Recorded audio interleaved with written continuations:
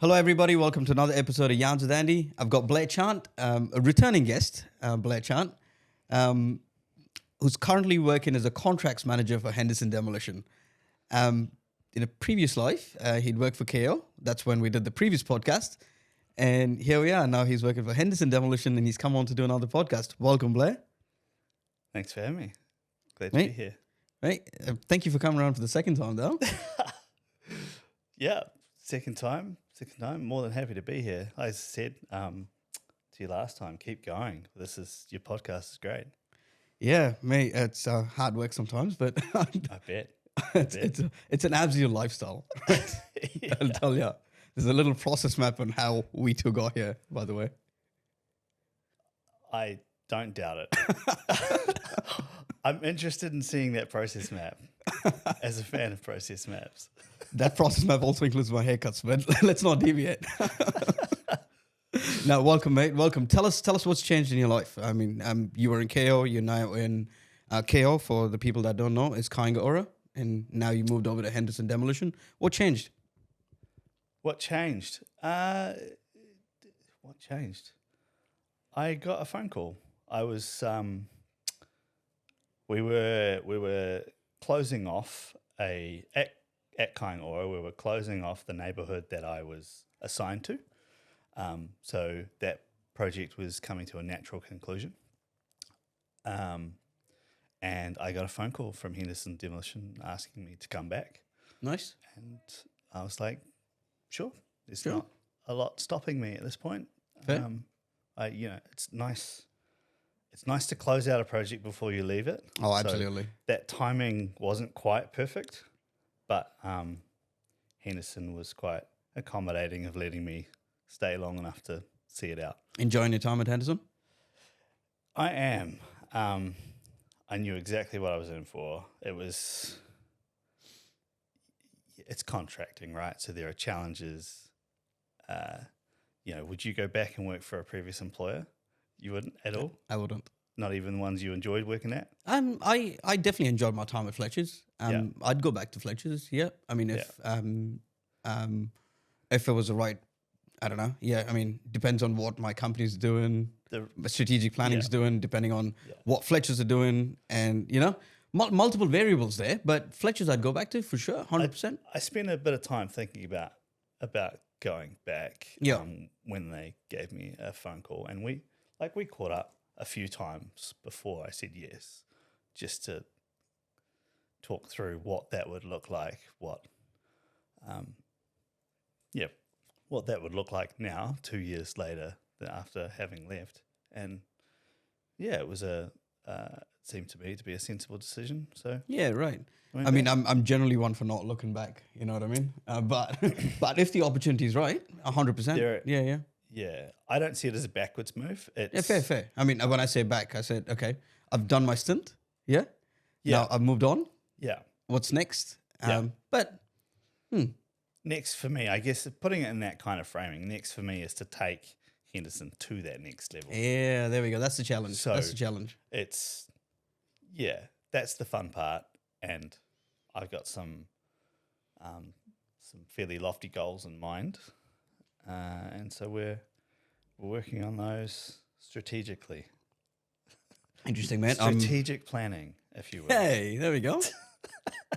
Where'd you get that from? Hey? It just came to me now. I bet it did. Totally. Just came to you just then. Yeah. Are you missing a CO in the end? Strategic planning. Cool.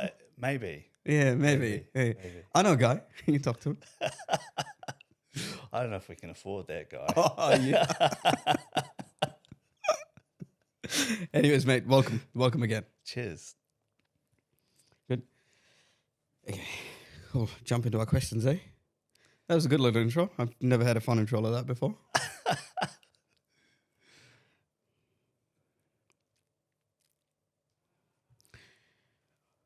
Which one you got first?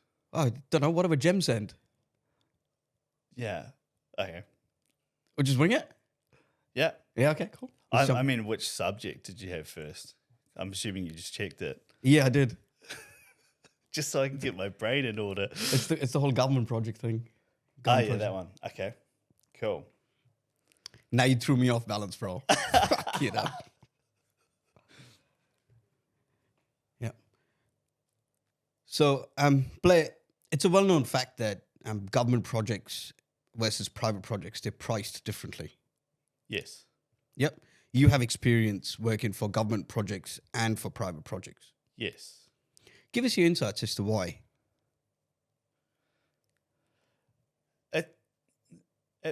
It's actually really simple. It Go on. boils down to a really, really simple difference, and that's the values are different. Not the dollar values. The principles are different. The driving principles, Core values. core values. For-profit entities, one of their driving principles is to make a profit. Fair? So costs are always front of mind, expenditures front of mind, and pricing is front of mind. With a government project, it's there, but it's not the primary concern. Because you've got taxpayer funds flooding in to fill a hole if there is one. Correct. Could even be a $4 billion hole. Correct. Yeah, there can be huge holes, and that's regardless of which party's in power. It's regardless of anything. There's 100%. Like everyone makes The funnel of the errors on taxpayer that. funds aren't stopping. But it's underwritten. Insurance companies don't require you to take out insurance on government. Got to talk the right insurance. So I can't remember the name of it. It's the insurance you take out when a company folds. Public liability or public No, it's not indemnity? public liability. No, it's A neither of those. professional indemnity. It's neither of those. I've got both. That's the only. That's why I Most know people that. have those. No, there's one in particular where if the entity falls over, it liquidates, that debt that's owed to you is covered. So you get a payout from the insurance company when those companies fold if you have a contract in place. But I can't remember what the exact Terminology. insurance That's all right. is. But essentially, you cannot get that insurance on the government because the insurance companies know that the government doesn't liquidate. Fair. Right? So, yes, it's the taxpayer who guarantees the funds of that project. Right? A funnel that's never going to stop. It's a funnel that's never going to stop. You can always put up taxes. You can draw taxes from new areas. Yep. Or So you the can just core extend- values between both these entities are different. Understand that? Okay, you've got They are. government And so projects. and so the driving force behind most government contracts is actually not so much get the best price, get the most cost-efficient way of delivery. It's getting the best value for money. And the way they consider that value for money takes into account more variables than a private contract. They take into account the local community's perception of the project. They'll take in the local, all your stakeholders, all your various stakeholders, including non-profit groups that are concerned, including iwi, mana whenua considerations. All of that, you've dealt with a number of private projects, right? And those Government, yeah. aren't high on the list of your core values.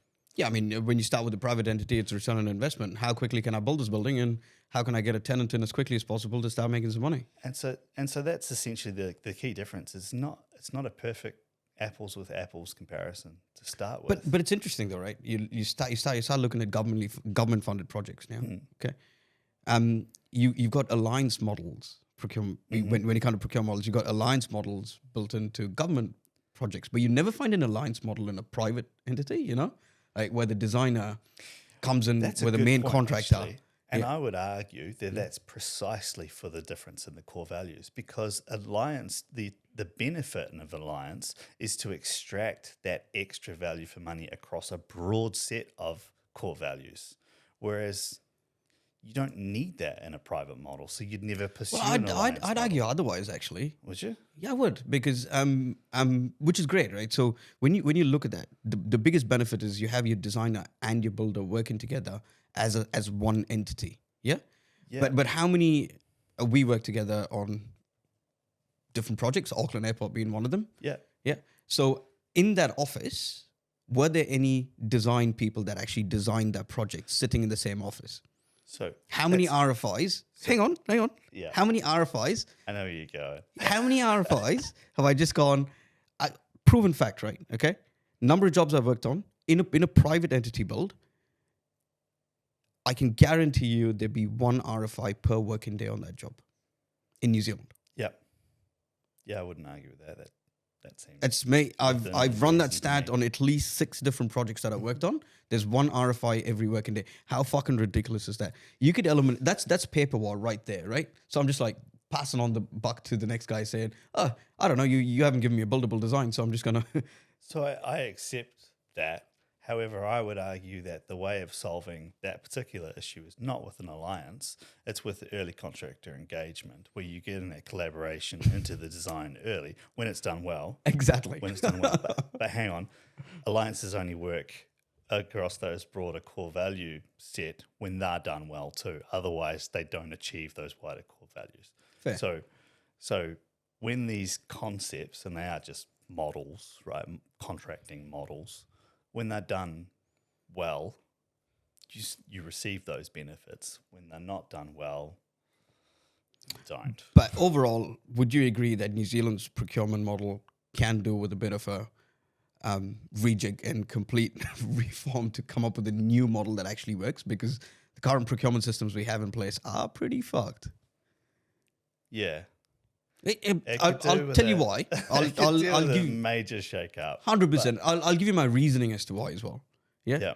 It's the amount of emphasis we put on cost. Yeah. So your priced attribute is part of a tender and your non-priced attribute is part of a tender. Okay. Generally, it's split. The 60% of weightage is given towards the lowest price, and 40% weightage is given to your time, your health and safety, your quality, Yeah. the amount of Capability, available resource, resources. capacity, Yeah. Okay. current pipeline. So Yeah. if I chuck in the cheapest cost, man, I get the job. It's pretty simple. You're in the front running for it. Yeah. Yeah, Yeah. definitely. So do I How think bad is that? Like, how Well- bad is that for the industry as a whole? It's poor. Yep. I guess what I would say to that though is we have to deal with the situation we're in, not the one we wish we were in. And with New Zealanders, I read this study, this is decades ago while I was still at uni. I read a study where New Zealand is one of the most price-driven countries in the world. You reckon? Yeah. Well, this is what the study was. Again, this is a couple of decades ago. And it was why we have places like discount stores like the Warehouse that are so successful in New Zealand. And then the same exact model fell over in Australia because it's a different culture. New Zealand is very driven by the dollar. When you as a private homeowner, right, seek 3 quotes for something, do you go with the cheapest? Now knowing what I know about construction, I would look at it differently. But if I didn't know what I knew about construction, I would go for the cheapest. Yes. And that's what most New Zealanders do. That's what most New Zealanders do. Go for the cheapest in, price. In Europe, it's quite different. They usually select the middle option. Interesting. This What's is the culture we're in. what's the logic behind that? Behind picking the middle option? Do you know? It's seen as a spreading of risk. It's just a cultural thing. There's a spreading of risk. The cheapest guy might have missed something. The expensive guy is obviously overcharging. So the guy in the middle's probably got the balance right. Interesting. That's a very clever way of looking at things, right? And it's just a different cultural way of doing But things. in New Zealand, we turn around and go, oh yeah, that In guy's New the Zealand, cheapest. we I'll pick him go, up. that guy's like half the price of the other 3. Yeah. He's got my guy. That's my guy. Even though I know he's gonna fuck that job up, he's my guy. Well, as a layman, you wouldn't know that. wouldn't But know that. I'm more commenting on the general. Our culture is very price driven. It is a key focus for New Zealanders, and the construction industry doesn't deviate from that, from the rest of our culture. Fair enough. It's quite interesting. It is a very price driven market in New Zealand, and people for decades have accepted the significant risks that are associated with that, all the negative, Press that comes in, everything. There's this, yeah. all the things that go wrong. No, but here's my problem with being price driven, right? It's the amount of stress that actually pushes onto the people working on the job downstream. Yep. You've seen it, I've seen it. Yep. Yep. You worked 12 to 16 hour days. I've done it. We've all done it. Why? Because somebody said, I will build that job for $130 million when you know it's going to cost $150 million. Yep. And now there's immense pressure downstream to make that happen within a set time frame. And you, the longer you run, the more it's going to cost. And in time, in public perception, return on investment from a client, mate, it's insane. It's like it just drives poor mental health in the workforce. So going back to the original question of Sorry. price differences Yes. between private and government, who's more likely to change their behavior and be prepared to lift their pricing to accommodate changes in the environment when it comes to mental health, when it comes to fitness of the team, when it comes to reducing the hours worked by the guys on site?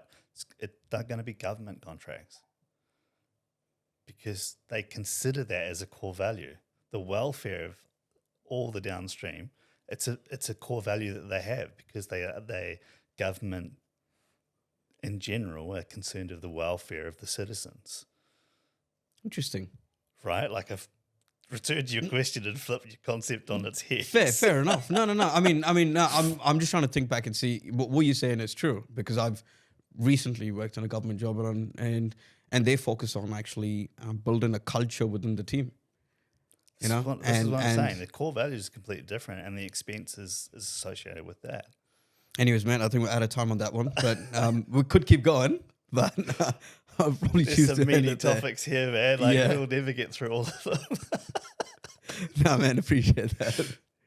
It's taken us a wee while to come up with the revision of NZS 3910 from up Revenant from 2013 to 2023. Are you seeing changes in behavior with the new contract in the industry today? It's only been a couple of months since it's been released. So most contracts are still under 2013. Yeah, so both of us had to think about that one. There'll be a phasing out of the old standard for the new standard, in the same way as there was a phasing out of 2003 when 2013 was issued. So I don't think we'll see any impacts for maybe 12 months. Yeah. But I also don't think it'll change much of the negative behavior. Go on, tell me why. Because the review panel framed their review with constraints to not necessarily address those things to begin with. When they released their first draft and they did a whole lot of seminars, they were very, very clear that they were aware of the concerns of the standard and that they didn't feel they had a mandate from standards to address those concerns, and they felt that they were better addressed by either a change in legislation or the establishment of an external body to regulate behaviour rather than address it within the standard itself. Okay. So the review panel only really conducted a plain language review. It's kind of my feeling. What did they do? They replaced the term engineer to the contract with contract administrator and independent certifier. Yep. Yeah. Okay, so now there's two bodies that you got to deal with as opposed to one, but each have their own function. But again, who are they paid for? It's a separate argument. Yeah. So the real question, I guess, is conducting a plain language review worthwhile? And it taken 4 years to conduct a language review. Yeah, I'm not going to defend the length of time it's taken, but certainly I will defend that I think plain language reviews of any complicated text is vitally important because it lowers that bar of entry for people who are experiencing that standard for the first time. Which means we can get more people skilled up faster, right? Okay. It means that it's easier to understand for those who speak English as a second language, right? It makes it more clear for even native English speakers exactly how those clauses are meant to be interpreted, because Or what now the it's intention of that clause is. exactly. Which, like, So- I would argue 2013 wasn't that complicated to understand. In my opinion, that was actually very simple. 2013. NZS 391 or 2013. It wasn't super complicated. I think it still had a lot of language that was. I mean, the famous one is engineer to contract, right? What Yeah. does that even mean? Well, the engineer to the contract's not really. It doesn't even have to be an engineer, but This is the point, right? So even the name engineer to the contract causes a level of confusion, because no one really knows what that means. We understand what the role is meant to be because we've kind of figured that out over the 10 years that standard was in place. But if you asked one of your trainees or a graduate in any construction company, articulate what an engineer to contract is, they'll fall all over themselves trying to give you an answer. yeah, fair. Right. Yeah. So it's really, really, really valuable and worthwhile to do a plain language review on any text, including your own policies for your staff, including your own, your safety plans. When we were at Fletcher's, it was one of the things I thought Dragisha was a genius for, was he translated all of his safety docs into all the different languages that were present on site. Oh, did he? Yeah. Oh, wow, that's really Yeah. cool. So it was in, all the safety signage everywhere on site was in like 7 to 12 different languages, depending on, I'm getting the number wrong, but it was in Tongan, Samoan, Māori, Filipino. Tagalog. That's Filipino language, right? Tagalog. I don't know if Tagalog was there, but Oh, yeah. there were a considerable number of languages, and from memory, their health and safety incidents and their messaging got through better, and they had lower incidents on Yeah, it's site proven from rolling fact. that out, just because people understood what they were meant to be doing better. Simple, effective communication because of a language review. So you Which is what believe. you sell all the time, right? I sell all the time. That's exactly what I sell all the time. That's Simple, funny. clear, effective communication. That's it. Yeah. Hey, Right. good somebody's listening to me. You do listen to me. Always. I listen to everybody. Yeah. I'm very considerate that way. Hey, good on you, mate. Good on you. So it was worthwhile. The standard was worthwhile in that sense, but there's plenty of criticisms for the constraints on the review. Definitely, No, I've been The pretty length critical of it time too. Like, took. I'm not going to hide the fact that I have been very critical of the review because I have a very different standpoint to that. Yeah. Yeah. Because I believe 4 years for doing the time frame that it took Yeah. for 4 years for doing that review, we could have brought in standards from overseas, which works really well, like the NEC contracts, right?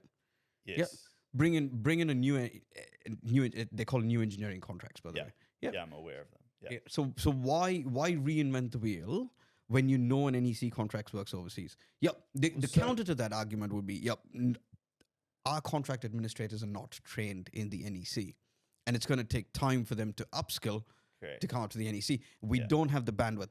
Okay.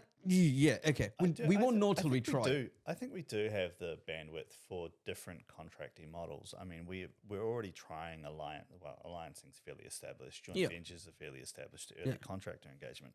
There is PPPs are. There is a burden of application for any contract model, right? When you're applying a contract, regardless of what the contract is, different levels of contracts, different complexities of contracts require different amounts of onboarding for both the contracting teams, but also to execute. It's change. It's change management. It's simple. It doesn't matter whether we change from NZS. You're talking about change management for the entire industry, which is 100%. it's a fairly lofty task. and I'd see a plain language review of the 3910 as low hanging fruit. There's nothing stopping New Zealand and especially our large If it was low hanging large fruit, mate, that principles. should have been done in 6 months, right? Yeah, Okay. yeah. So for me, I keep that I can't defend. I That can no, I'm not actually defended, but for me, I keep coming back to the time. I'm saying that 4 years that we spent doing a language review, we could have spent upskilling people on a new model. correct. Yeah, absolutely. Yeah, and No arguments from me there. but I mean that's my qualms with the. I mean I don't mind a good language review, like you said, it's beneficial. Yeah. Like and I sell clear, effective communication, and if it promotes that, I'm all for that, 110%. Yeah. Yeah, but yeah, interesting though. I don't know where to from here though. What do you reckon happens next? Now I don't know if you heard the construction accords is dissolved. Yeah, I had. Yeah. So Not even sure now what as happens an next. industry, As an industry, we really need to sort of step up and really consider where to next, because we do still have those bad behaviours.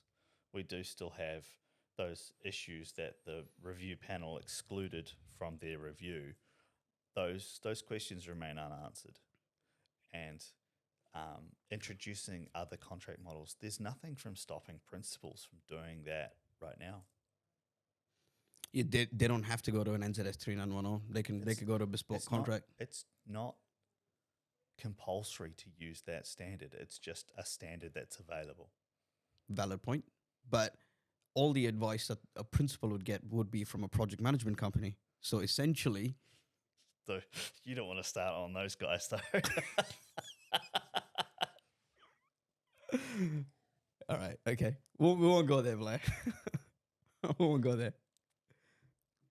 Yeah, it's easy.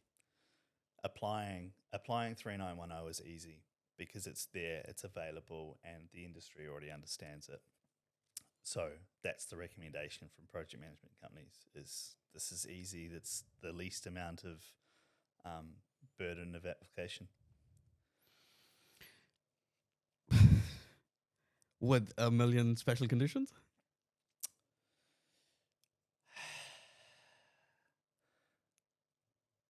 Contractors need to push back collectively and individually on the amount of special conditions that are being put into contracts. We need to negotiate harder. This is a wider conversation, but there are terms in contracts that are just not in good faith. And the underlying principle of 3910, when applied correctly, is to act in good faith. Agreed. So, yeah. Well, yeah. So that's precisely my point. Back to the NEC. NEC again. I'm saying NEC is a fairly balanced contract. I've had a good read of it. But the same thing could happen with an NEC when you start introducing special conditions, where your balance actually switches from one party to another. You would accept that NEC has a much higher burden of application with higher administrative costs. Absolutely. Higher, there's a lot of front end costs to apply that contract. Yeah. So 3910 is fairly easy to administer. NEC is a bit more onerous to administer. Yeah. I mean, challenges again, but again, as an industry, where to from here is a really interesting question for me. I mean, I'm not expecting you to answer it, but if the general public have any comments on that, love to hear your thoughts. Where to from here? Where to from here? A question for the people, I suppose, that is. Yeah? Would you agree, Blair? Absolutely. Yeah. Cool, mate. Blair, there's been a bit in the press about the Salter cartridge case and the implications of the Salter cartridge case for business owners in New Zealand. Yeah. Can you talk to us about the incident and what you believe the implications are based on the outcome of the Salter cartridge case on our industry? So we should start by saying that neither of us are lawyers. We're not. God, no. And we're not Disclaimer. Involved in the case. Nah, so I'm not involved. You're not involved. Opinion and punditry on the case as intelligent observers, right? But the Salter cartridge case, in a nutshell, from what I can see, is he's Ron Salter, the director of Salter Cartridge, pled guilty. That's an established fact to failing in his duties as an officer under the Health and Safety Act to ensure that there were systems and procedures in place, adequate systems and procedures in place to ensure health and safety for the workers Yep. in his company. So it's not. But the incident that led to the case was where a person was welding in an enclosed space. He was welding on In a tank? On a fuel tank. Yep. On a fuel tank which exploded. Yeah. Which led to a death. That led to the investigation. But it's really important to differentiate that as the kickoff incident, as the kickoff event from what the actual pleas were, the end, and what the findings of the investigation. Because his guilty plea wasn't related to the death itself. It was related to his duties as an officer, right, and failing to ensure that there are adequate systems in place, Interesting. right? So when you take it in that sense, and this is the way the police are viewing it, his daily activities as an officer, I'm using that term because it's the officer from the Act, and they have special duties on them. That failure is a daily occurrence. It's not the one event. He's accepting that he has continuously had some criminal activity. I'm using quotation marks there, criminal activity, Wow. that he is responsible for. Because he didn't follow the generated- health and safety law. and generated immense personal wealth as a result. So the way the police are pursuing that, essentially applying to the courts to say, the police are saying we interpret it this way. Does the courts agree? Can we claw this wealth back under the proceeds of crime? Because he's a convicted criminal. And so what did he get convicted with? A $400,000 fine and He 4 months of house arrest or something? Yeah, something like that. So that was the penalty for the guilty plea. Yep. Right. He did plead guilty. That's right. Yep. He pled guilty. So he acknowledges he failed in those duties. And that's one of the comments that one of the judges has made during this case, is that we're already past the first hurdle. We know he is guilty of this crime. So you're stepping onto the next step of, it's a novel case, right? A novel case just means there is no precedent to help in the judgment. It's just a legal term. But having read a lot on the case, I find the police argument quite compelling, which is concerning for our industry where health and safety standards are, no one's perfect. They're not where they need to be. Our stats are pretty shocking. And it essentially, if it's ruled in the police's favour, if the judge rules in the police's favour, wealth accumulated by directors is fair game. Doesn't matter if it's in your family trust. Doesn't matter if you're a limited liability company. The Health and Safety at Work Act skips around all of that because it finds the individual in his capacity as an officer personally liable. So you are committing crimes.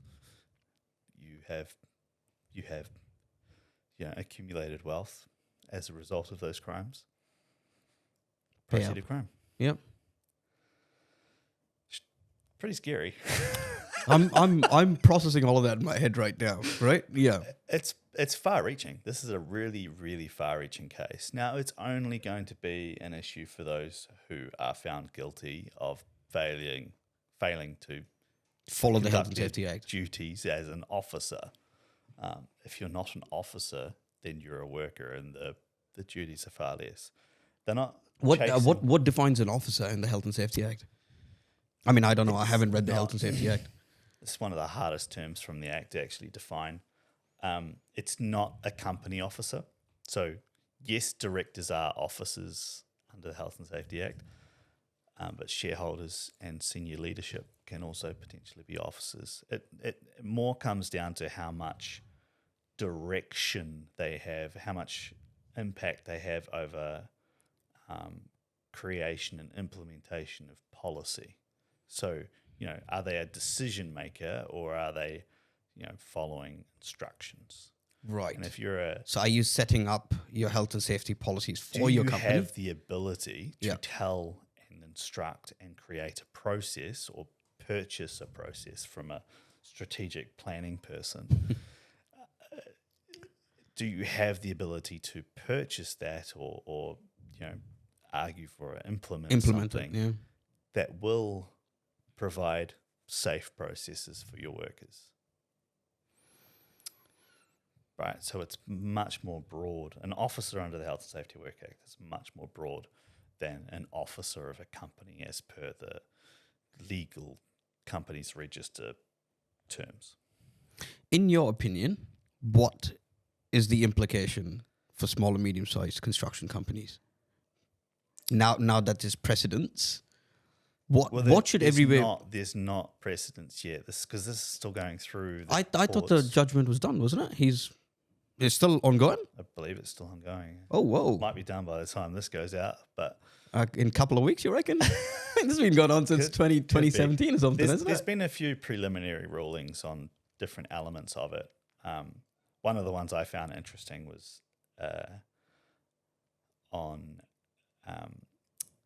Ron Salter. Well, the Salter family have claimed they've been wanting to sell the business, and they can't do that while there's a restraining order on sale of the yard, because it needs to be the yard, I should say, is owned by the family trust, so they can't sell the business without making an arrangement for the yard, and therefore it's potentially reducing the value of the business. So they've counter-argued against the police arguments that if the police were to lose, they've lost the ability to sell their business and incurred damages over that period. Consequential losses. So the judge found that argument reasonable and asked the police to go back and check with their senior leadership team, the minister, if they'd be prepared to pay damages, because they should be prepared to pay damages if they lose. Interesting. And that could be in the millions. Who knows? Could be. Speculating. Yeah. Oh. It's not the full price, right? It's just the damages that they can prove. So I doubt it's in the millions, but it's still money that a government organisation would have to pay for losing a case, which is essentially taxpayers' money in itself. Yeah. Oh, mate. Okay, so finally, what should small and medium-sized construction companies be aware of? Summing that up. I think most small to medium construction companies already know what their performance is against the duties of the Health and Safety Act at Work Act. We've had almost 10 years to digest that act now. We've had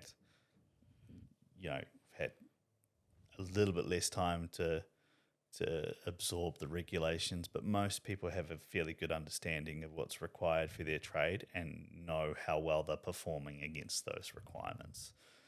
Do I think that officers all have a good understanding of their duties, their additional duties? No, I don't. I think you'll see a few business owners, if it goes in the police's favour, I think you'll see a few business owners wanting to get out of the industry and selling. But what can we do as small to medium? Inform yourself, get a really good health and safety consultant, not one that's just all talk. Get one that actually knows their stuff, has some clout, and double check your duties. it's a Double fairly check with- simple act to read. Go and double check your duties and see how well you're performing. Fair. That's solid. That's solid advice. Just read the goddamn act. Yeah. Understand it. Yeah. And if you need help planning a process, you've got strategic planning. There we go. Represented. Oh man, no, appreciate your insights in that matter. It's ongoing case, so we're all going to keep a close eye on what's going on in that space. I think everyone's paying attention to that case. Everyone in the construction industry is closely watching that case because it's the implications could be massive. Well, we'll wait and watch. Blair, in our industry, do you reckon we focus enough on the impacts we have as an industry on climate change?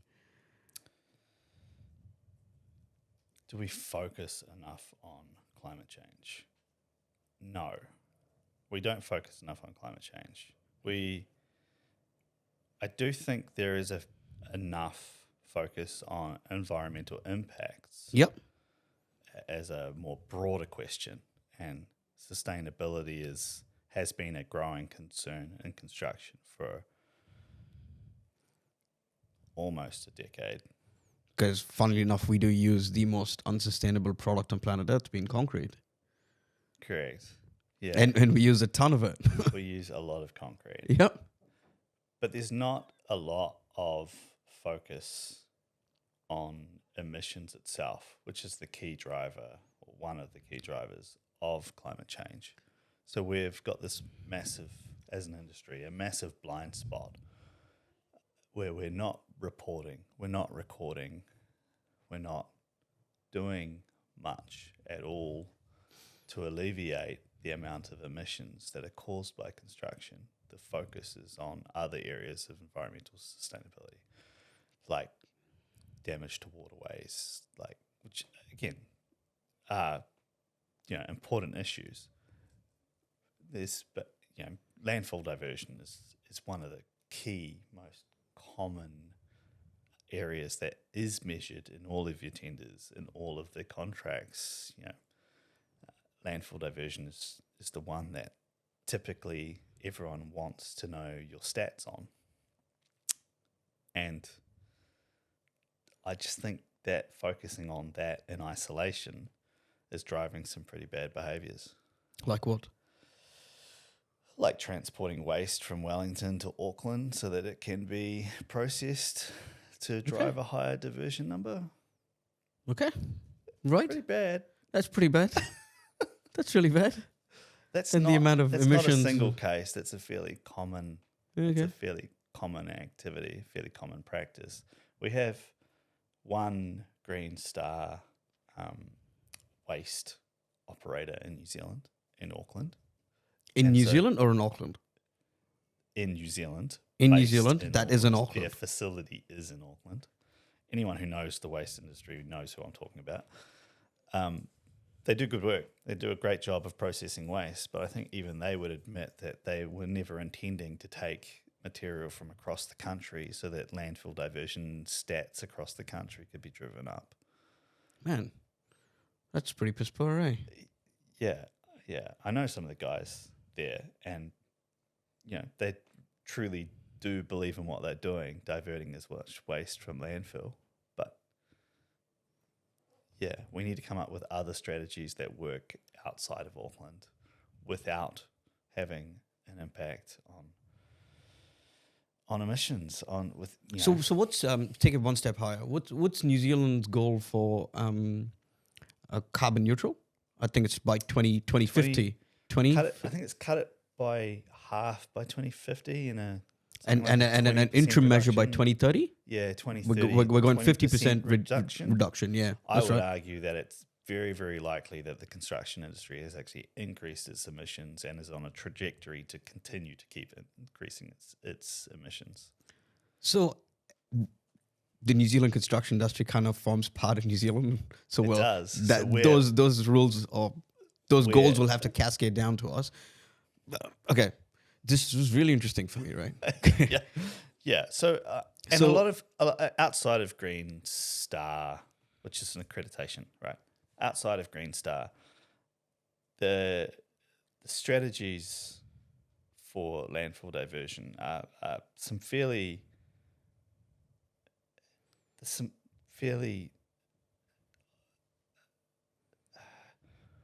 ethically driven principles.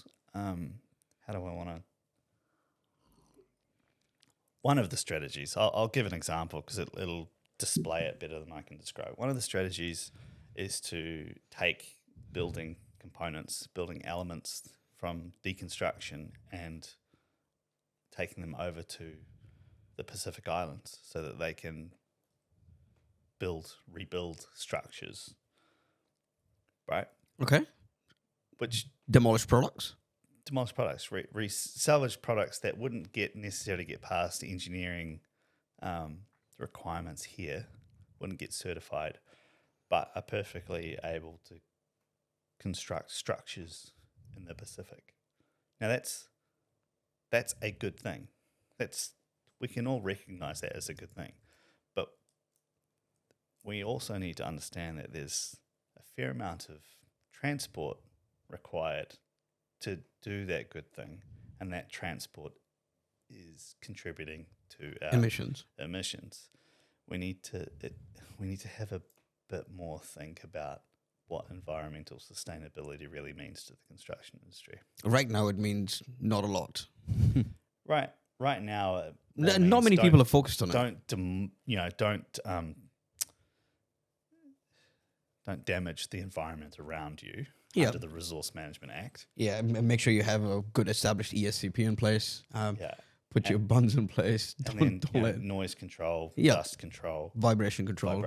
Yeah, all of that. and all that stuff, good stuff, solid stuff, and then dealing with existing structures on site, divert it from a landfill. Yep. And that's it. So, how many construction companies in New Zealand do you reckon have a net carbon neutral goal?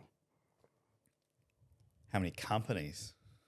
Construction companies. I'm not aware of any. Ouch. Do you know what the funny thing is? Formula One Have. Yeah. Yep. Yeah. Formula I'm One aware. has a net carbon neutral goal by 2030. Yeah. And, mate, they fly I know. cars from I know. country to country. Yeah? Yeah. I'm They- a big fan of the papaya team. Oh, yeah. Are you a big McLaren fan, are you? Yeah. Oh, tell me it's because of Oscar Piastri. It wasn't originally, but it will Yeah. be. It will be because Will of be Oscar if he Piastri. wins. Oh. No, Lando? Are you a big Lando fan? I don't mind which driver. I started in the Hakkinen period, so Oh, I started in the Hakkinen period too. I'm old school. Yeah. Yeah, so I like my flying fins, Yeah. which neither of them are. Kimi Räikkönen, mate. What a legend. What a fucking legend. Yeah. Yeah. So we're digressing a bit there. We're talking about Formula One. Yeah. But I mean, yeah, Formula One can have a target Exactly. and make steps to get there, and yet the construction industry in New Zealand has no goals. We're one of the few companies that I'm aware of that's even tracking our carbon expenditure. Oh yeah. Tell me a little bit more about how you're tracking your carbon expenditure. So we we have our own workshop. Most demolition companies have their own workshop, so we have a little bit of ability to check the exhaust and the emissions coming from the exhaust, and then we sort of model that out over the usage by kilometre of the truck, and we obviously have GPS tracking of the trucks, so we know how often they're travelling and what gear they're travelling. So it is a bit of modelling guesswork. It's not a perfect track Calc. exactly, but it's something we can produce. We can produce a number for you of our carbon expenditure for a project. What are you doing with that information that you Nothing gather? at the moment because no one wants it.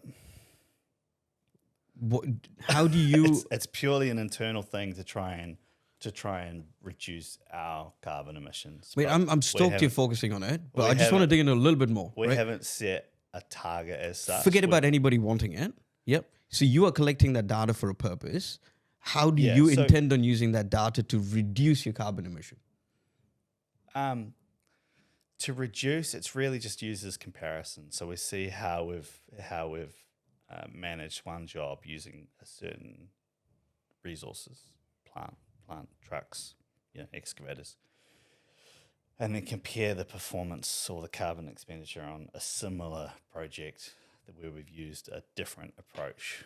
And it is purely an internal thing. It's part of our continual improvement with ISO. Here's an idea. When you put forward your next tender, you can now model, using your previous data, you can now model out and go, expected carbon emission on that project is X. I could do, but as we talked about earlier, it would only be worth 0.001% of my score. That comes back to the procurement model. Okay, everything comes back to the procurement model. It's purely for our own. We've gotten ISO 14001, which is the environmental standard accreditation, and that requires you to have continual improvement. This was one of the pet peeves that our health and safety and environmental guy has. Good on him though. He has an environmental degree, so good on him.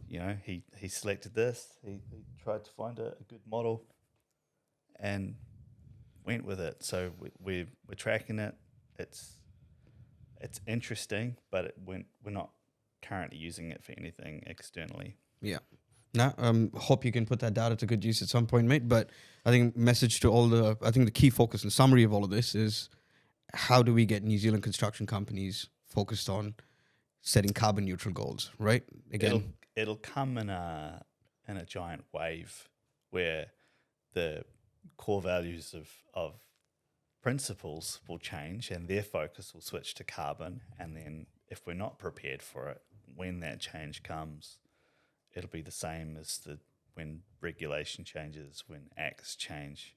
And cost of implementation will be triple. It'll suddenly, there'll be this mad panic to try and figure out how we comply with this new request.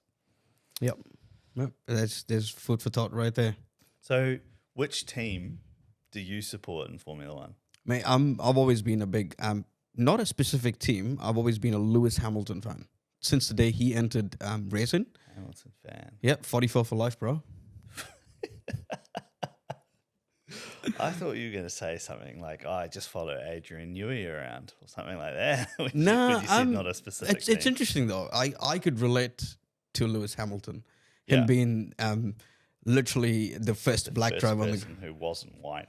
Yep, the first black driver on the grid, the first black driver to win 7 world championships. And it's not just that he's black. I think it's more so I've kind of researched his journey, understood the pains that he's gone through to be where he is. That's the part I can relate to. Yeah. Not the black part. That's okay. He doesn't. I can relate on that level too. All. He doesn't come from money at all. Nah. He's literally the only driver on grid that doesn't come from money. Yeah. Yeah. The only driver on that grid that doesn't come from money. Yeah. Yeah. Lando Norris has a rich dad. Max Verstappen has a rich dad. Everybody, all of the drivers come from wealth. Yeah. Not Hamilton. Hamilton's dad had to work 3 jobs just to keep him on the go-kart track. They don't all just, it's not just family money either. Like some of them are pay to play drivers, right? Where they literally bring sponsors along with them.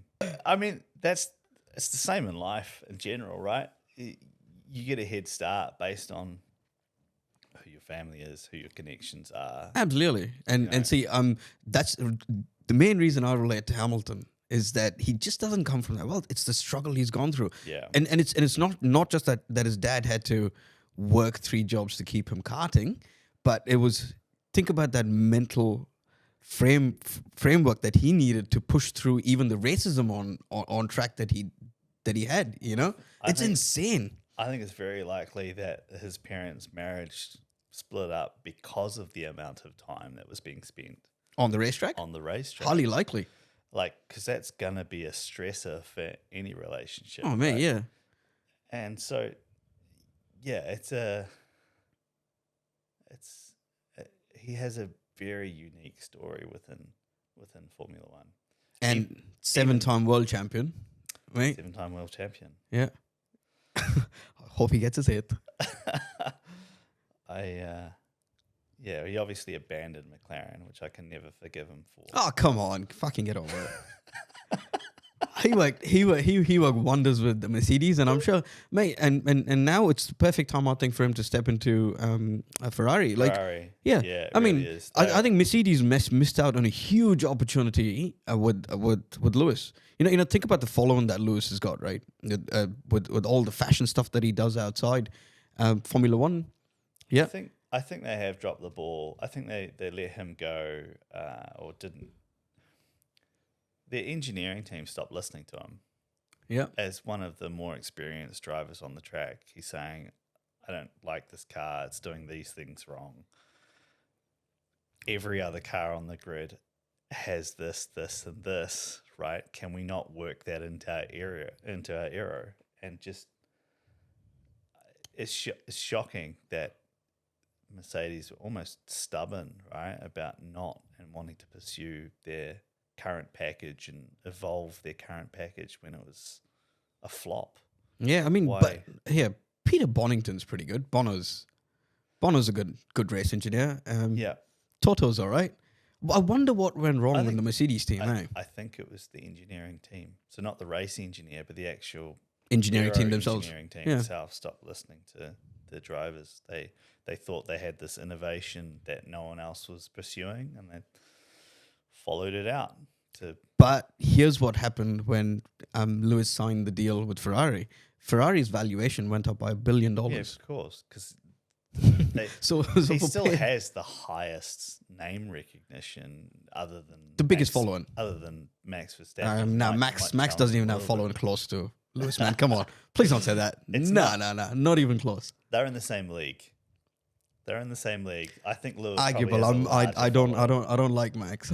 So I don't like Max. He's just an arrogant, entitled prick.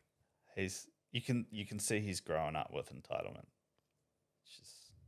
It's all over his face, isn't it? It's everywhere. It's everywhere. It's everything he says. It's everything he does. There's a clear entitlement there, which, fine, that works for you. Lewis doesn't have that. That's for sure. There are other drivers who don't have it as well. I always found Ricciardo to be a breath of fresh air.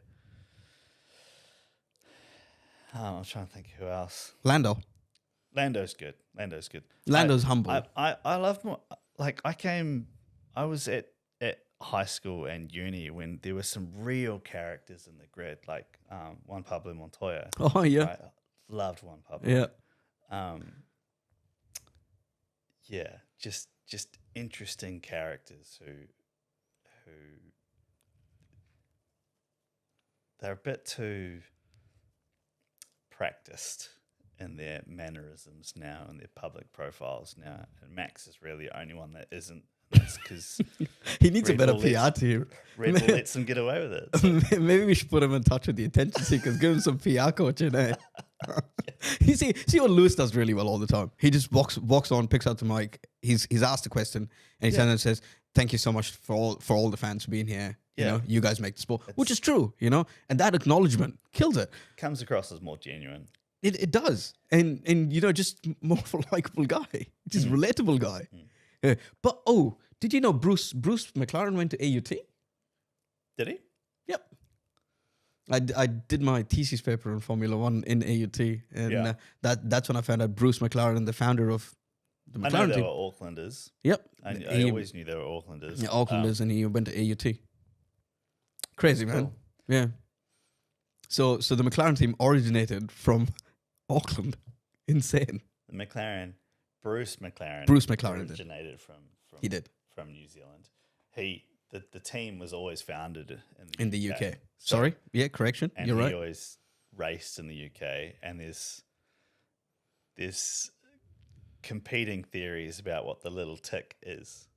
Oh yeah. Die-hard Kiwi fans like myself believe it's a stylized Kiwi. Oh.